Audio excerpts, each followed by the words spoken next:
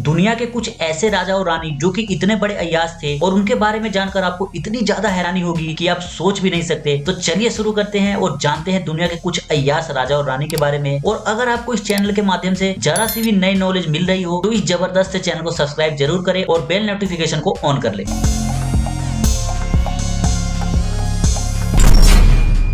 Number 6 कैलिगुला, जो कि 37 से 41 एडी में रोम के राजा थे और ये इतने ज्यादा अय्याज थे कि इनको अपनी कामुकता को बस में रखना मुश्किल था, क्योंकि यह अपने ही मंत्रियों की पत्नियों को उनके सामने ही छेड़ते थे। इतना ही नहीं, वो अपने महल में कई वेश्याओं को लाते थे और उनके साथ नग्न होकर नाच गाना करके संबंध बनाते थे। उन्होंने 4 महिलाओं के साथ शादी की थी और साथ में अपने बहन के साथ संबंध बना रखे थे। कैलिगुला एक हिंसक राजा थे जिस पर कोई विश्वास नहीं करता था और इसी कारण सिंहासन पर सिर्फ 5 साल रहने के बाद ही उसकी हत्या उसी के रक्षकों द्वारा करा दी गई।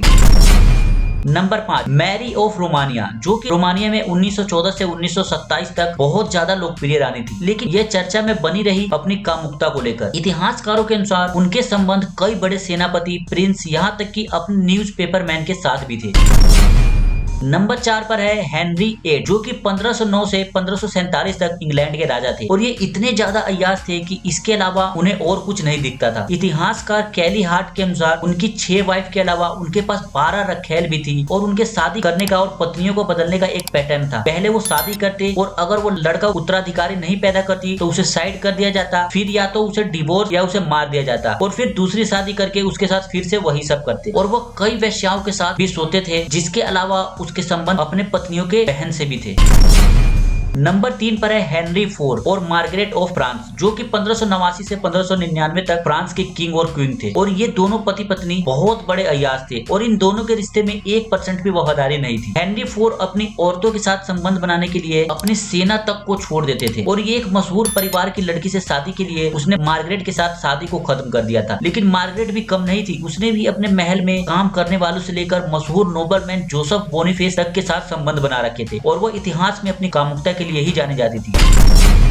नंबर 2 पर है लुईस 14, जो कि 1638 से 1735 तक फ्रांस के राजा थे, जो कि यूरोप में किसी भी राजा के शासनकाल से बड़ा था, जिन्होंने 72 साल 110 दिन तक राज किया। और जब वो 15 साल के थे तब वो एक 40 साल की औरत के साथ सोए थे जिसका नाम कैथरीन था और इसी ने उन्हें ये सब बताया था। और इन्होंने अपने शासनकाल के दौरान अपनी मेड और गार्डनर गर्ल के साथ भी संबंध बनाए थे। इसके बाद उनकी शादी कई राजघरानों में भी हुई, लेकिन इन सब के बाद वो बाहरी लड़कियों के साथ संबंध बनाने से नहीं हिचकते थे।